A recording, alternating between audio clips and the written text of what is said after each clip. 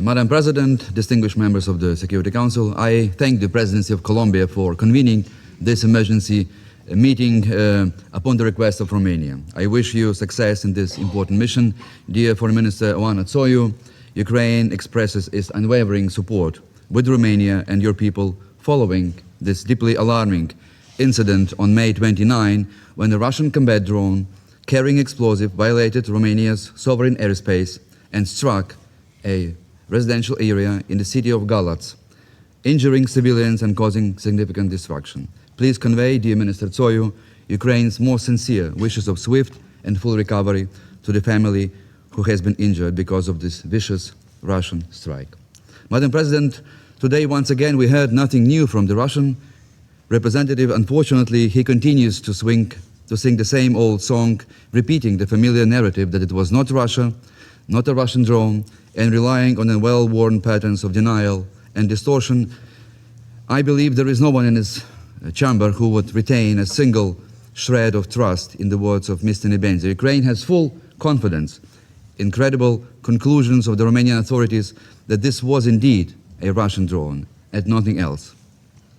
Russia can throw all these conspiracy theories that we just heard into a waste basket. Mr. President, what happened in Romania was not a single instance and must be taken seriously. Beyond the official rhetoric of Russia, a pattern of alarming, systematic threats has become unmistakable. Leading Kremlin propagandists such as Vladimir Solovyov, Olga Skabeyeva, and Margarita Simonyan have repeatedly used primetime broadcasts to openly discuss and call for strikes against major European capitals like London, Paris, or Berlin, normalizing in public discourse the very idea of war extending far beyond Ukraine. In one particularly chilling example, Ms. Skabeyeva's program even displayed countdown-style calculations claiming that Russian ballistic missile Sarmat could reach Berlin in 106 seconds, Paris in 200 seconds, and London in 202 seconds, turning the potential destruction of European capitals into a matter of a TV show. And even more strikingly, these narratives are echoed at the highest political level.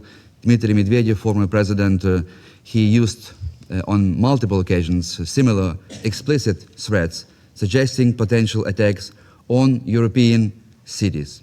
Taken together, all these statements are not isolated provocations, but part of a broader campaign in which the language of intimidation and the targeting of European capitals has been steadily mainstream into Russia's state-aligned messaging.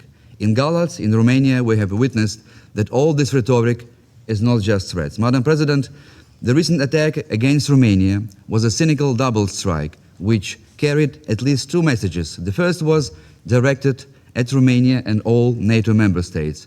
It was yet another attempt to test the resolve of our neighbors, to probe reactions and to see how far Russia can go in bringing its war of aggression ever closer to the territory of allied nations. But there was another second message. The Romanian city of Galați plays a special role in Ukrainian history as well, as the place where one of the most important rulers, Hetman Ivan Mazepa, found his final resting place over 300 years ago. Hetman Mazepa has remained a source of particular hatred and resentment for Moscow because he dared to challenge imperial rule and defend Ukraine's right to determine its own future 3 centuries ago. That is why many Ukrainians cannot overlook this bitter symbolism of a Russian drone striking a beautiful city of Galați in Romania, but so closely associated with Hetman Mazepa's sacred memory. It is another reminder that Russia's war is directed not only against Ukrainian statehood or territory, but also against our history and national identity. Madam President, to conclude, there are essentially two ways to respond to Russia's brazen, intentional drone strike on Galați. The first is the familiar one. We can express our outrage, condemn this violation, call upon Russia to refrain from such illegal actions in the future, and hope that all these appeals, including all those that were made this afternoon in the chamber, will somehow persuade Mr. Putin to stop sending his deadly drones towards Romania or Poland or any other neighboring countries of Ukraine. We have followed this path many times before. The results, or better to say their evident lack, speak for themselves.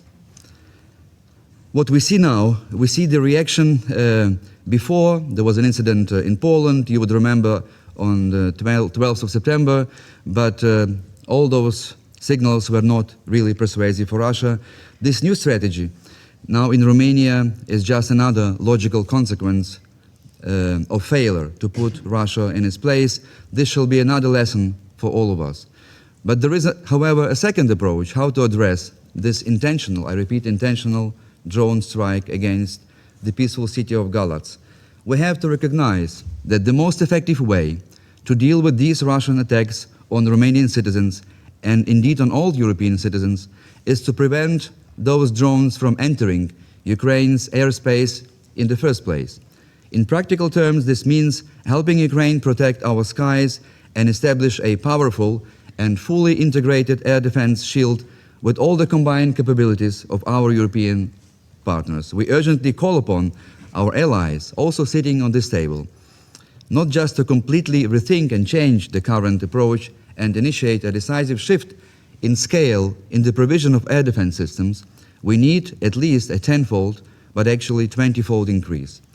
But what Ukraine needs most is the commitment of our European and our American partners to actively intercept and destroy Russian missiles and Russian drones over Ukraine's territory. The strikes on Galați should therefore become a turning point.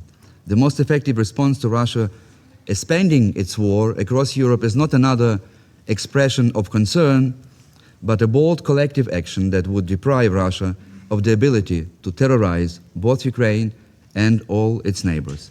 The safest Romanian sky begins with much better protected sky over Ukraine.